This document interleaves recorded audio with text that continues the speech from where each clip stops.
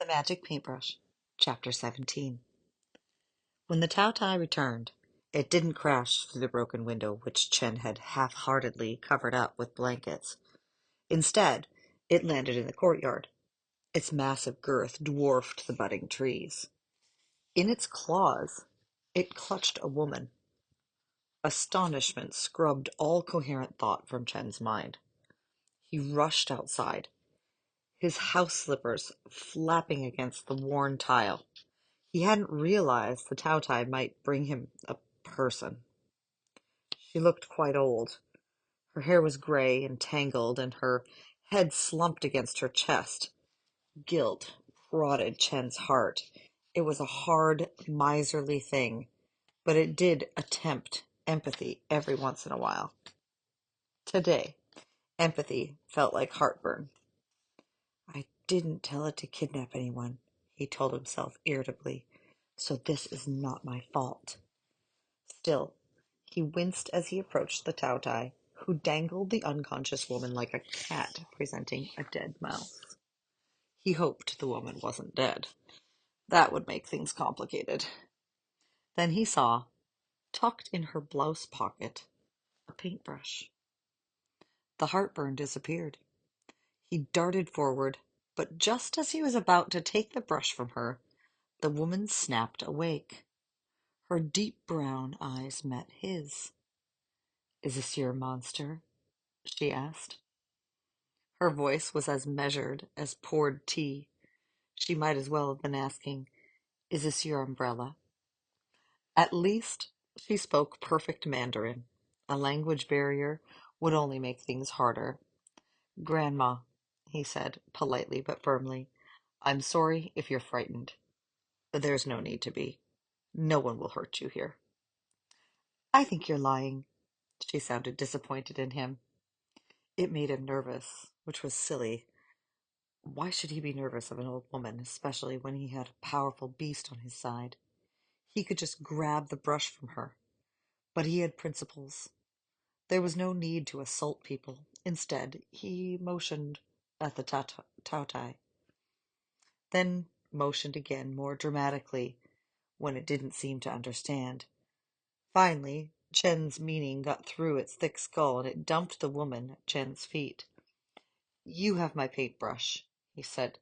"Your paintbrush?" She stood, dusted herself off, and plucked the brush from her pocket. "And who are you?" Chen frowned. "I'm Chen Wang, the owner of the brush." "No, you're not." The stare she gave him reminded Chen of his actual grandmother. She'd always told his parents, with Chen listening, that he was nothing but a spoiled boy who wouldn't amount to anything. "All right, Grandma," he said. "I don't know where you found that brush, but it definitely belongs to my family." The woman looked up at the Taotai, then turned her gaze back to Chen. She seemed to be pondering things. Chen hadn't expected this conversation to go like this at all. "Give me the brush," he said again, as sternly as he could. The woman laughed. "Why?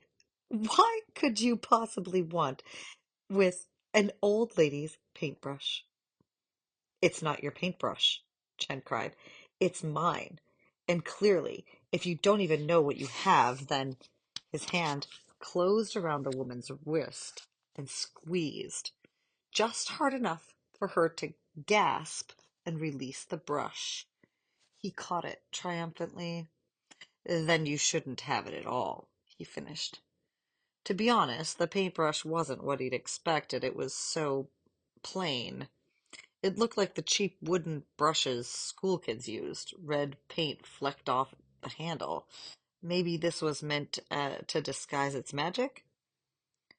"Don't let her run off," he told the Taotai, and hurried into the house. He'd gone to the city yesterday and bought a set of paints and a sketchbook. His hands shook as he pulled them out. He dipped the brush into a pot of blue paint. What to draw first? Anything. He could have anything.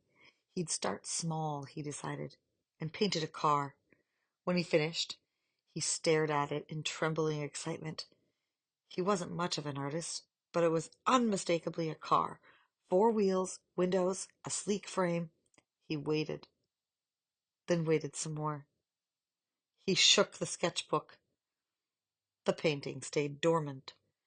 He didn't feel the strange warmth that had emanated from the Tao-Tai painting. Vexation flushed his cheeks. He painted another car, added more details this time.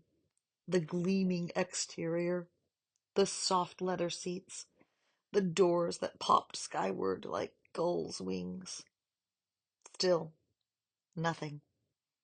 He ripped the page out of his sketchbook and stomped back into the courtyard.